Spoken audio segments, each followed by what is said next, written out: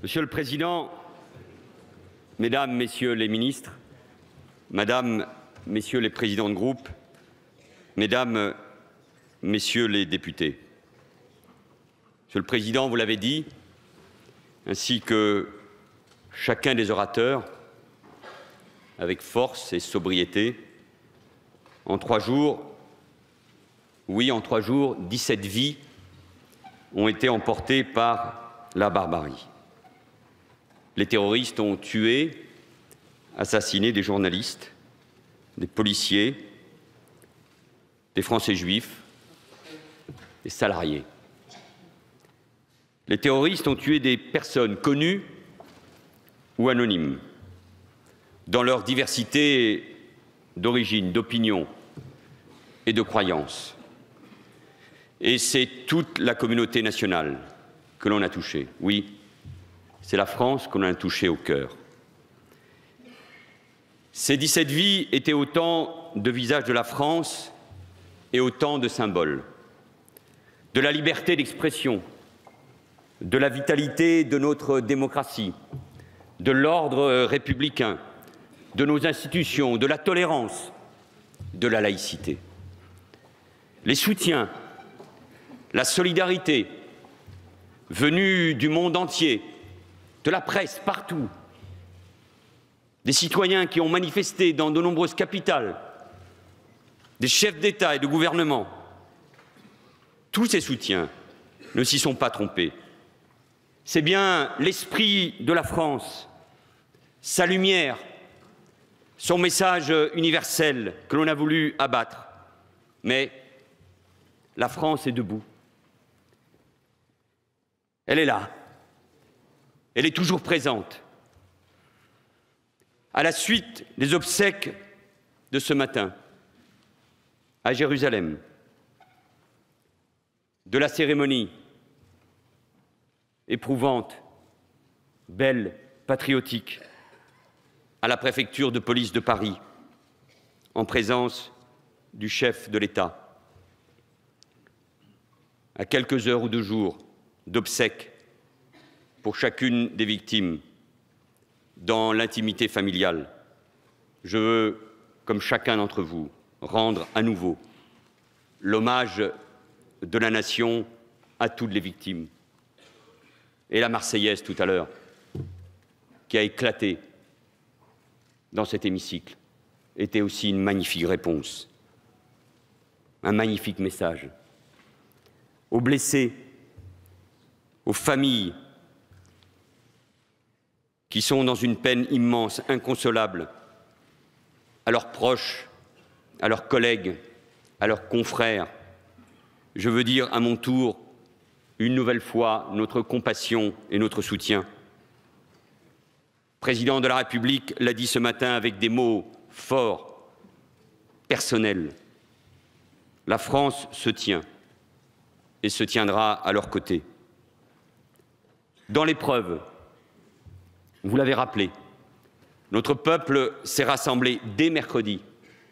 Il a marché partout, dans la dignité, la fraternité, pour crier son attachement à la liberté et pour dire un non implacable au terrorisme, à l'intolérance, à l'antisémitisme, au racisme et aussi, au fond, à toute forme de résignation et d'indifférence.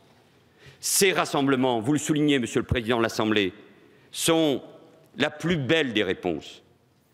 Dimanche, avec les chefs d'État et de gouvernement étrangers, avec l'ancien président de la République, avec les anciens premiers ministres, avec les responsables politiques et les forces vives de ce pays, avec le peuple français. Nous avons dit, et avec quelle force, notre unité.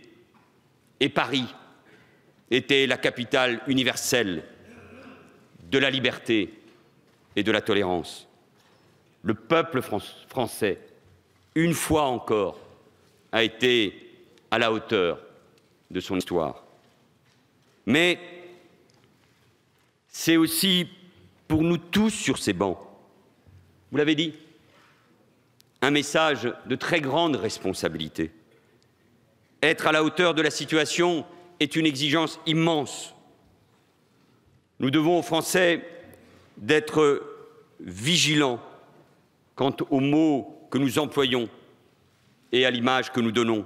Bien sûr, la démocratie que l'on a voulu abattre, ce sont les débats, les confrontations. Ils sont nécessaires, indispensables à sa vitalité, et ils reprendront, c'est normal. Loin de moi l'idée de déposer, après ces événements, la moindre chape de plomb sur notre débat démocratique, et vous ne le permettrez pas de toute façon. Mais nous devons être capables, collectivement, de garder les yeux rivés sur l'intérêt général et d'être à la hauteur dans une situation qui est déjà difficile sur le plan économique, parce que notre pays est aussi fracturé depuis longtemps, parce qu'il y a eu des événements graves, on les oublie aujourd'hui, même s'il n'y avait pas de lien entre eux, qui ont frappé les esprits à la fin de l'année, à Joué-les-Tours, à Dijon et à Nantes. Nous devons être à la hauteur de l'attente, de l'exigence, du message des Français. Je veux, mesdames et messieurs les députés, en notre nom à tous, saluer, et le mot est faible, le très grand professionnalisme, l'abnégation, la bravoure de toutes nos forces de l'ordre, policiers, gendarmes, unités d'élite.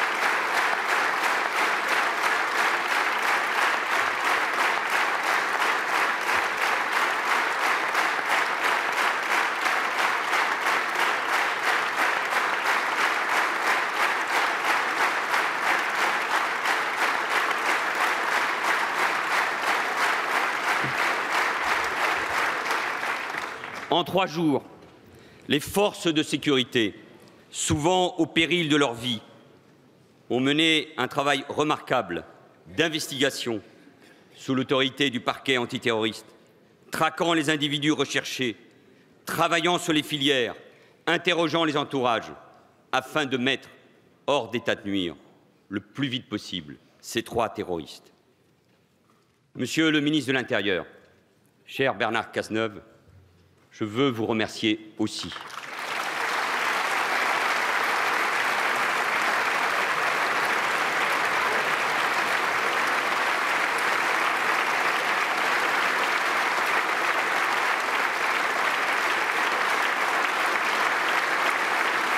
Vous avez non seulement trouvé les mots justes, mais j'ai pu le voir à chaque heure.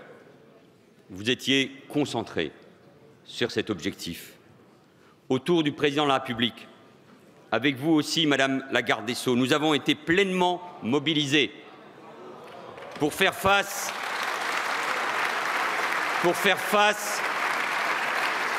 à ces moments si difficiles pour la patrie et pour prendre les décisions graves qui s'imposaient. Mesdames, Messieurs les députés, à aucun moment, nous ne devons baisser la garde. Et je veux dire avec gravité à la représentation nationale et à travers vous à nos concitoyens que non seulement la menace globale est toujours présente, mais que liés aux actes de la semaine dernière, des risques sérieux et très élevés demeurent. Ceux liés à d'éventuels complices ou encore ceux émanant de réseaux de donneurs d'ordre du terrorisme international, de cyberattaques et les menaces perpétrées à l'encontre de la France en sont malheureusement la preuve. Je vous dois cette vérité et nous devons cette vérité aux Français. Pour y faire face, partout sur le territoire, des militaires, des gendarmes, des policiers sont mobilisés. Les renforts de soldats affectés, en tout près de 10 000. Et je vous en remercie, Monsieur le ministre de la Défense. Et c'est sans précédent. Permettent un niveau d'engagement massif. Plus de 122 000 personnels assurent la protection permanente des points sensibles et de l'espace public. Les renforts militaires serviront et servent en priorité à la protection des écoles confessionnelles juives, des synagogues et des mosquées.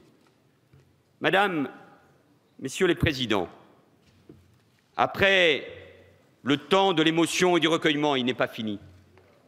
Vient le temps de la lucidité et de l'action. Sommes-nous en guerre? La question a en réalité peu d'importance car les terroristes djihadistes, en nous frappant 3 jours consécutifs, y ont apporté une nouvelle fois la plus cruelle des réponses.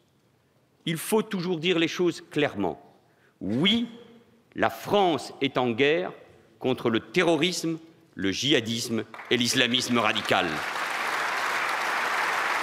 La France n'est pas en guerre contre une religion. La France n'est pas en guerre contre l'islam et les musulmans.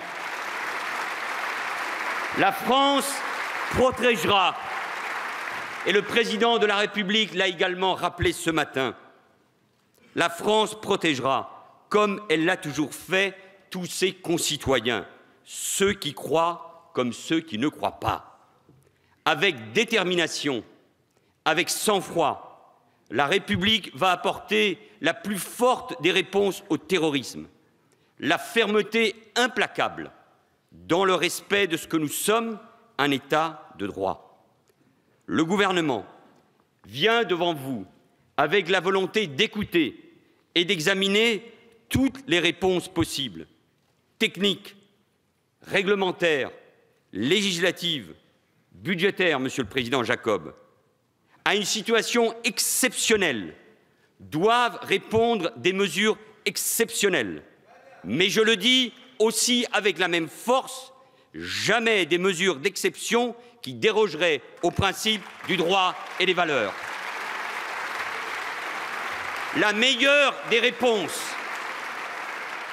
au terrorisme qui veut précisément briser ce que nous sommes, c'est-à-dire une grande démocratie, c'est le droit, c'est la démocratie, c'est la liberté et c'est le peuple français. À cette menace terroriste, la République apporte et apportera des réponses sur son sol national. Elle en apportera aussi là où les groupes terroristes s'organisent pour nous attaquer, pour nous menacer, nos intérêts comme nos concitoyens.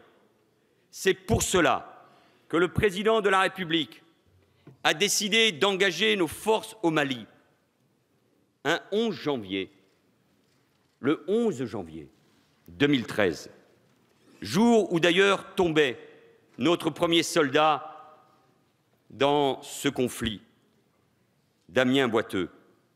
Et d'ailleurs, la même nuit, Monsieur le ministre de la Défense, 3 membres de nos services tombaient en Somalie.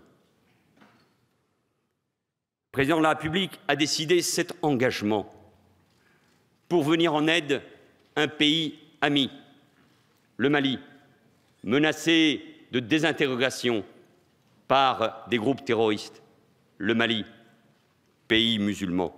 Le président de la République a décidé de renforcer notre présence aux côtés de nos alliés africains avec l'opération Barkhane. C'est un gros effort qu'assume la France, au nom notamment de l'Europe et de ses intérêts stratégiques. Un effort coûteux. La solidarité de l'Europe, elle doit être dans la rue, elle doit être aussi dans les budgets à nos côtés. Un effort impérieux Et en effet, quelle belle image de voir dimanche dernier, coude à coude, des chefs d'État, des chefs de gouvernement, le président de la République et le président malien Ibrahim Boubacar Keïta. Là aussi, c'était la meilleure des réponses pour dire que nous ne menons pas une guerre de religion, mais que nous menons, oui, un combat pour la tolérance, la laïcité, la démocratie, la liberté et les États souverains, ce que les peuples doivent se choisir. Oui, nous nous battons ensemble et nous continuerons de nous battre sans relâche. C'est cette même volonté, curieuse concordance liée au calendrier, que nous exprimerons tout à l'heure en votant le prolongement de l'engagement de nos forces en Irak. C'est là aussi notre riposte claire et ferme. Je m'exprimerai ici même dans un instant. Le ministre des Affaires étrangères le fera au Sénat. C'est là aussi notre riposte contre le terrorisme. Et nous devons avoir pour nos soldats engagés sur les théâtres d'opérations extérieures, à des milliers de kilomètres d'ici, un profond respect et une grande gratitude. La menace est aussi intérieure. Je l'ai également rappelé souvent à cette tribune. Et face à la tragédie qui vient de se dérouler, s'interroger est toujours légitime et nécessaire. Nous devons apporter des réponses aux victimes, à leurs familles, aux parlementaires, aux Français. Il faut le faire avec détermination, sérénité, sans jamais céder à la précipitation. Et je ferai mienne la formule du président Leroux: il n'y a pas de leçons à donner, il n'y a que des leçons à tirer. Le Parlement a déjà voté 2 lois antiterroristes, encore il y a quelques semaines, à une très large majorité. Les décrets d'application sont en cours de publication. Le Parlement s'est déjà saisi des questions relatives aux filières djihadistes. Ici même, à l'Assemblée nationale, le 3 décembre dernier, vous avez créé une commission d'enquête sur la surveillance des filières et des individus djihadistes. Le président, M. Éric Ciotti, travaille étroitement avec le rapporteur, M. Patrick Mennucci. Et au Sénat, depuis le mois d'octobre, il existe une commission d'enquête sur l'organisation et les moyens de la lutte contre les réseaux djihadistes en France et en Europe. Plusieurs membres du gouvernement ont déjà été auditionnés. Les travaux doivent se poursuivre et je sais que le ministre de l'Intérieur est particulièrement attentif à ces travaux. Il a d'ailleurs déjà rencontré hier les groupes et les parlementaires qui travaillent sur ces questions. Le gouvernement, Monsieur le Président de l'Assemblée nationale, Madame, Messieurs les présidents de groupe, est à la disposition du Parlement sur tous ces sujets ou sur d'autres que nous avons déjà examinés. Et je pense à la question épineuse, particulièrement complexe, mais qu'il faut traiter encore avec plus de détermination, qui est celle des trafics d'armes dans nos quartiers. Tirer des leçons, c'est d'abord prendre conscience que la situation change en permanence et que les services en charge du renseignement intérieur et la juridiction antiterroriste doivent être régulièrement renforcés. Je tiens à saluer, là aussi, le travail de nos services de renseignement, DGSI, DGSE, services du renseignement territorial, à saluer aussi la justice antiterroriste. La tâche de ces femmes, de ces hommes, est par essence discrète et immensément délicate. Ils font face à un défi sans précédent, un phénomène protéiforme, mouvant, qui se dissimule aussi. Et parce qu'ils savent travailler ensemble, ils obtiennent des résultats. À 5 reprises, en 2 ans, ils ont permis de neutraliser des groupes terroristes susceptibles de passer à l'acte. En France, comme dans l'ensemble des pays européens, les personnes qui se reconnaissent dans le djihadisme international ont fortement augmenté en 2014. Dès l'examen de la loi antiterroriste, en décembre 2012, j'ai dit qu'il y avait en France des dizaines de méras potentiels. Le temps a confirmé dramatiquement et implacablement ce diagnostic.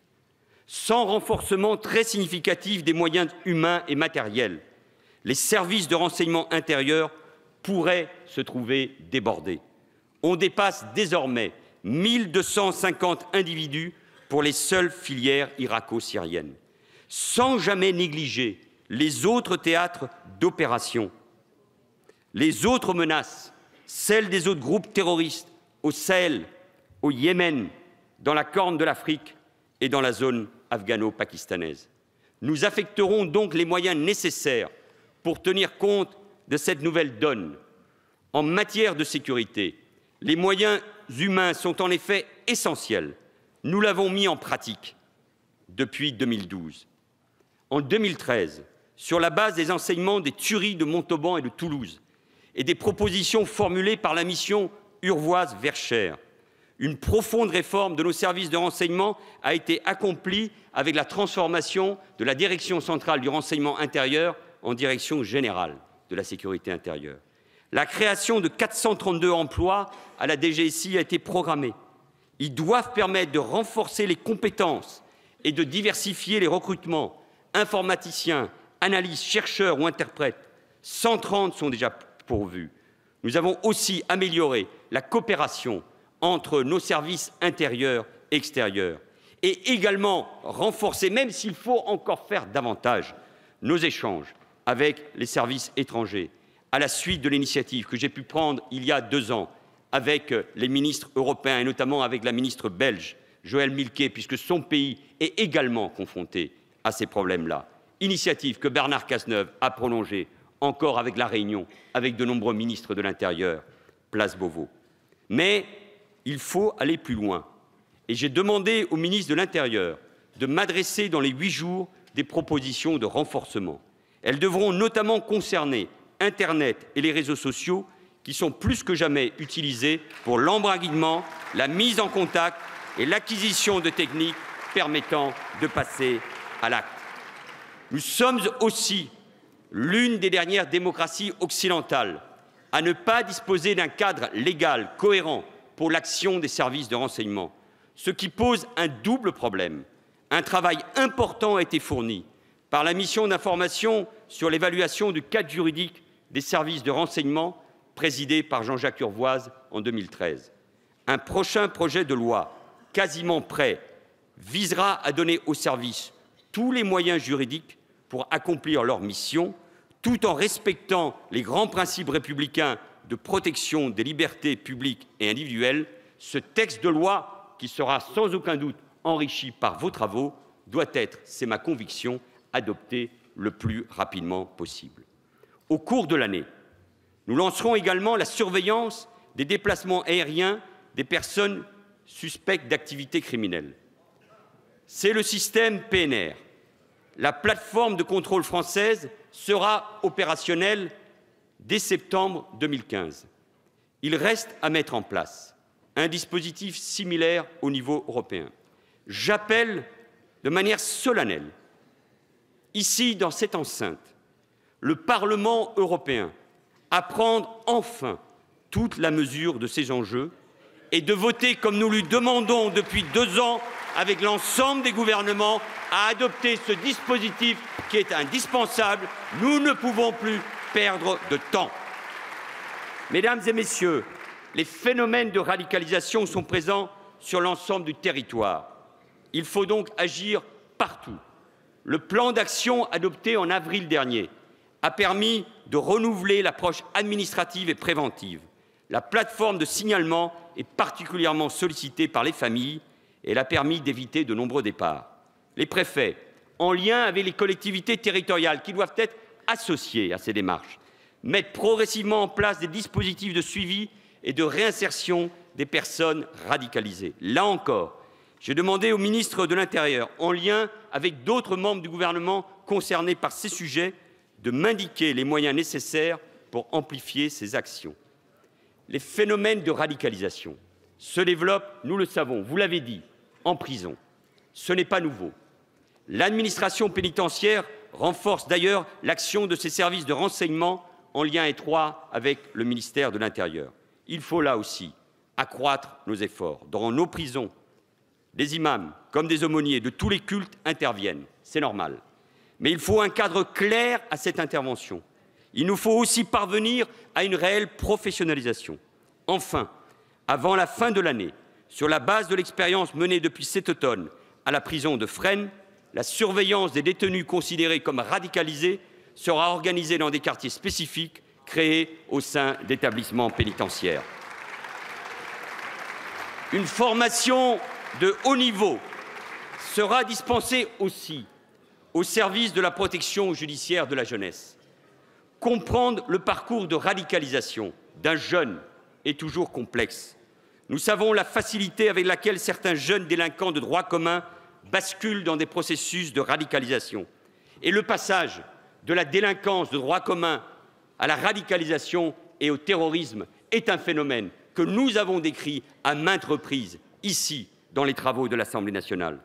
Mais nous devons savoir prendre les mesures adaptées qui s'imposent.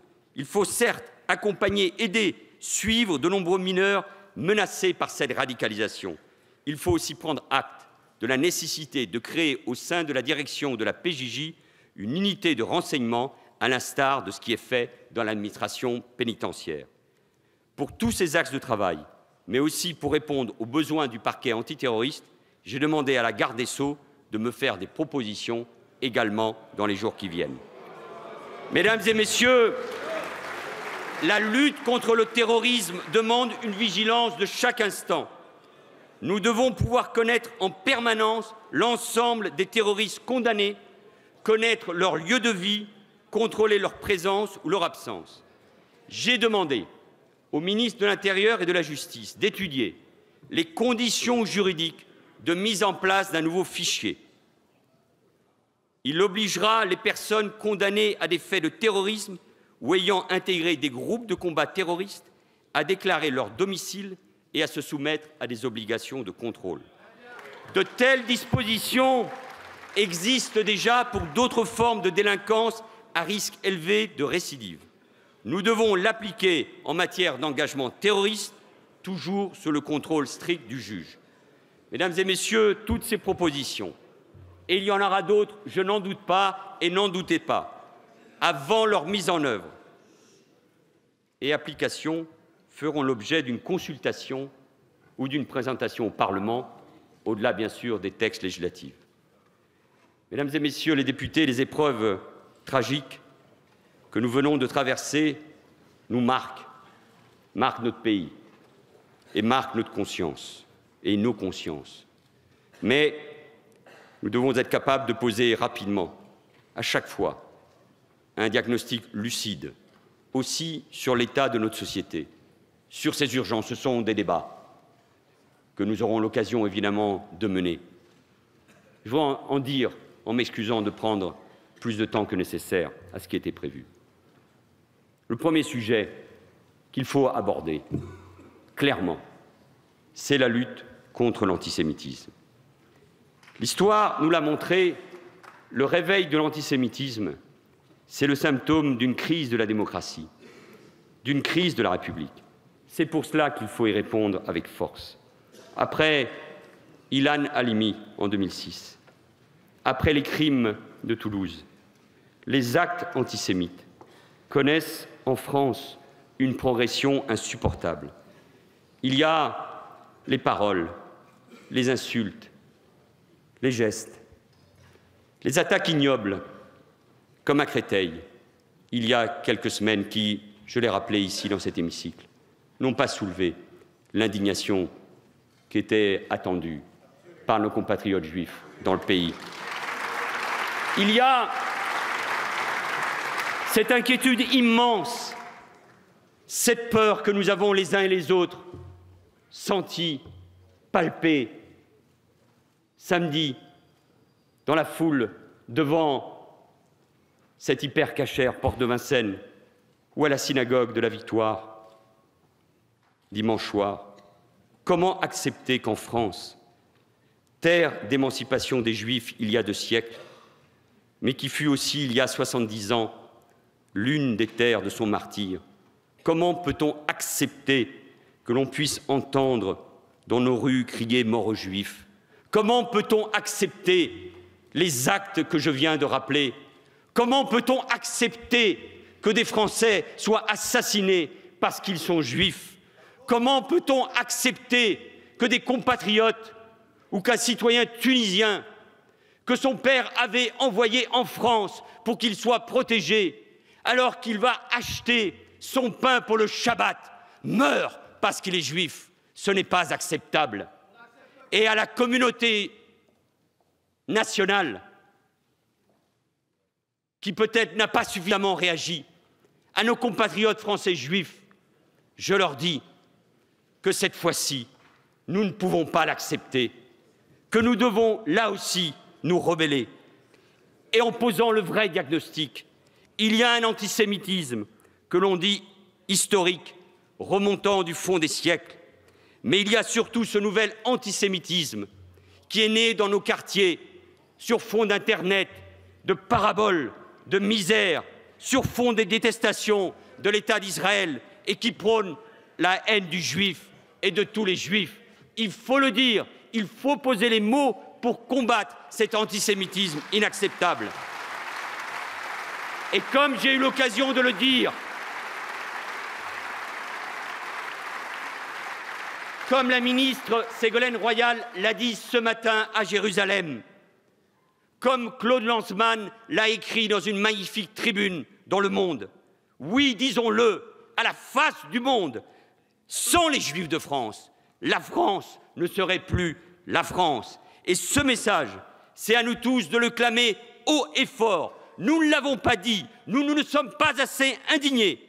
Et comment accepter que dans certains établissements, collèges ou lycées, on ne puisse pas enseigner ce qu'est la Shoah? Comment on peut accepter qu'un gamin de 7 ou 8 ans dise à son enseignant, quand il lui pose la question « Quel est ton ennemi ?», et qu'il lui réponde « C'est le juif ».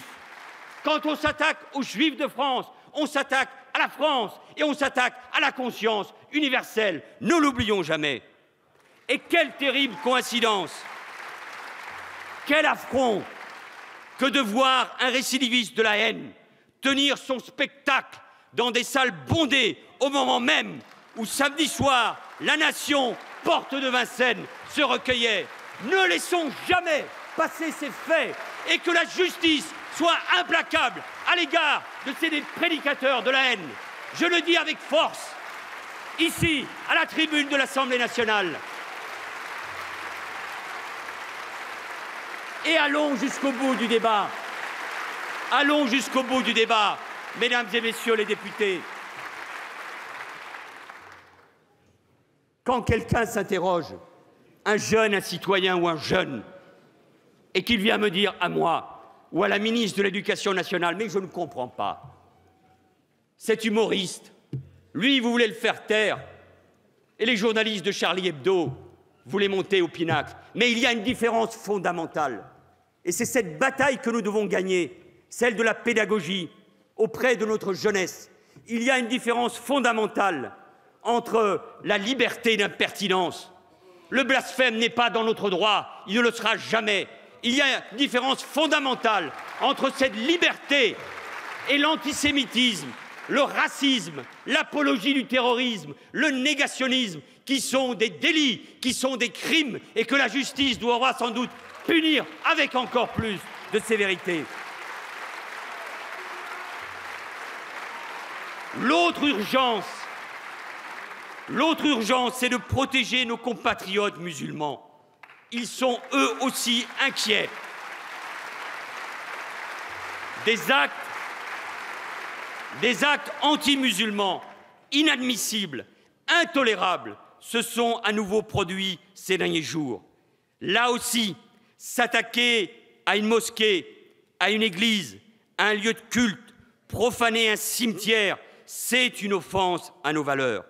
Et le préfet Latron a en charge, à la demande du ministre de l'Intérieur, en lien avec tous les préfets, de faire en sorte que la protection de tous les lieux de culte soit assurée. L'islam est la deuxième religion de France. Elle a toute sa place en France. Et notre défi, pas en France, mais dans le monde, c'est de faire cette démonstration. La République, la laïcité, l'égalité homme-femme sont compatibles avec toutes les religions sur le sol national qui acceptent les principes et les valeurs de la République.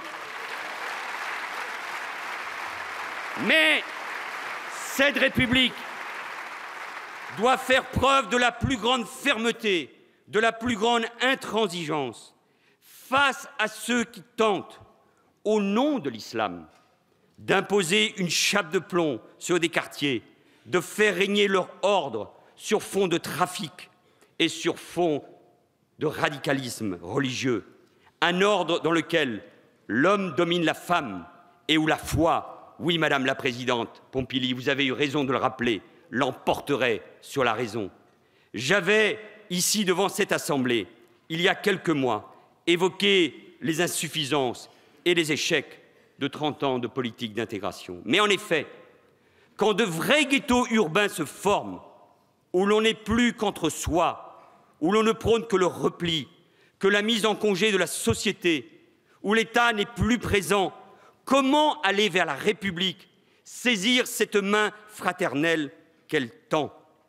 Et surtout, comment tirer un trait catégorique sur cette frontière trop souvent ténue qui fait que l'on peut basculer? Pas d'angélisme, regardons les faits en face, dans nos quartiers, de l'islam tolérant, universel, bienveillant, vers le conservatisme, vers l'obscurantisme, l'islamisme et pire, la tentation du djihad et du passage à l'acte. Ce débat, il n'est pas entre l'islam et la société, c'est bien un débat au sein même de l'islam que l'islam de France doit mener en son sein, en s'appuyant sur les responsables religieux, sur les intellectuels, sur les musulmans qui nous disent depuis plusieurs jours qu'ils ont peur. Je l'ai déjà rappelé, comme vous tous, j'ai des amis français de confession et de culture musulmane. L'un de mes plus proches amis m'a dit l'autre jour, il avait les yeux pleins de larmes et de tristesse, qu'il avait honte d'être musulman. Eh bien, moi, je ne veux plus que dans notre pays, il y ait des juifs qui puissent avoir peur. Et je ne veux pas qu'il y ait des musulmans qui aient honte, parce que la République, elle est fraternelle, elle est généreuse, elle est là pour accueillir chacun. Enfin,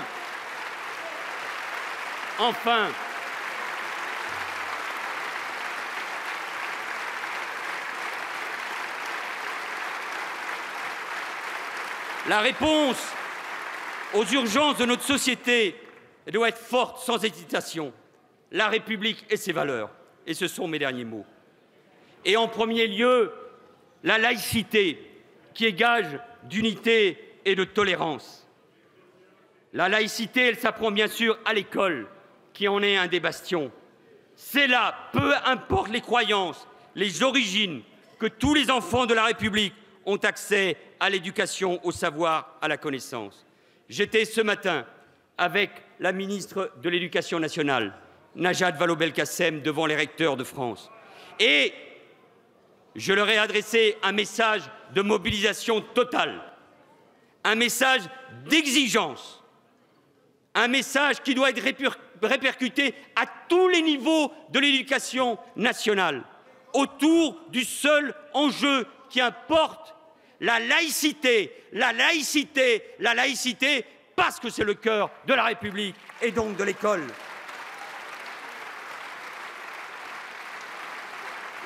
La République n'est pas possible sans l'école, et l'école n'est pas possible sans la République.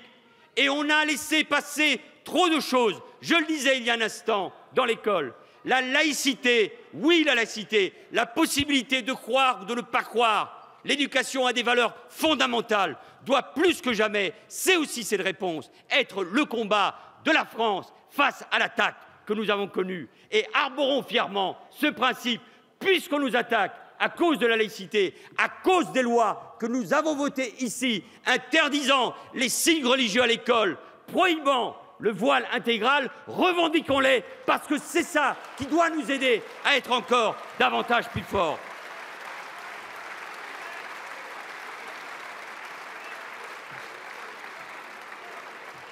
Au fond, une seule chose compte, rester fidèle à l'esprit du 11 janvier 2015, ce moment où la France, après le choc, a dit non dans ce mouvement spontané d'unité nationale. Cette France qui s'est retrouvée dans l'épreuve, ce moment où le monde entier est venu à elle, car le monde sait lui aussi la grandeur de la France et cela qu'elle incarne d'universel. La France, c'est l'esprit des Lumières. La France, c'est l'élément démocratique.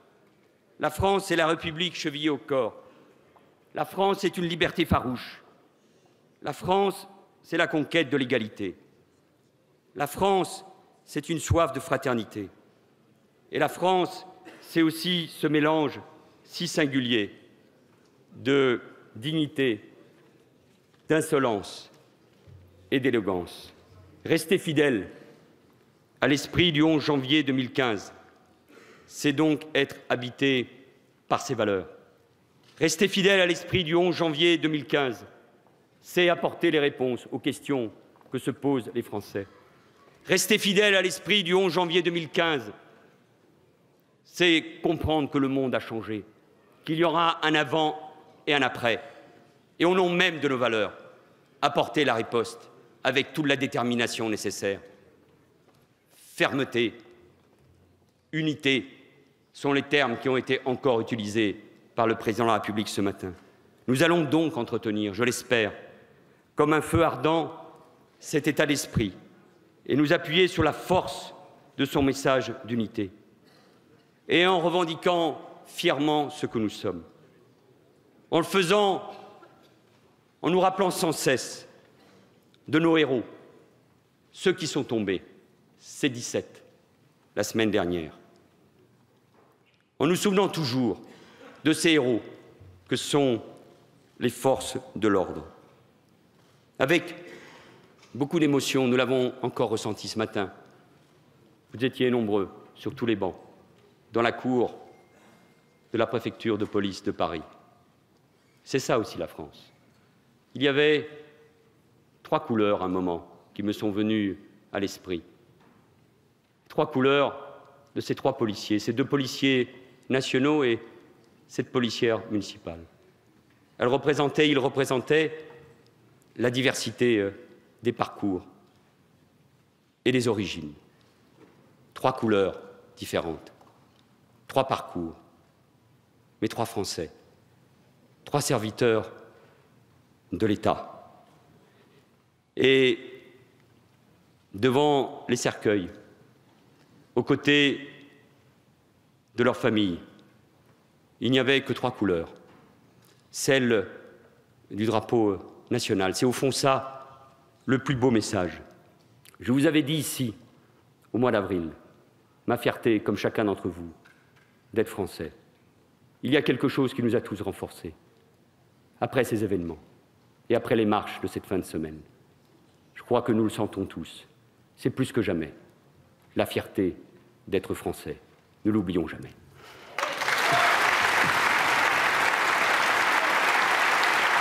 Merci, Monsieur le Premier ministre.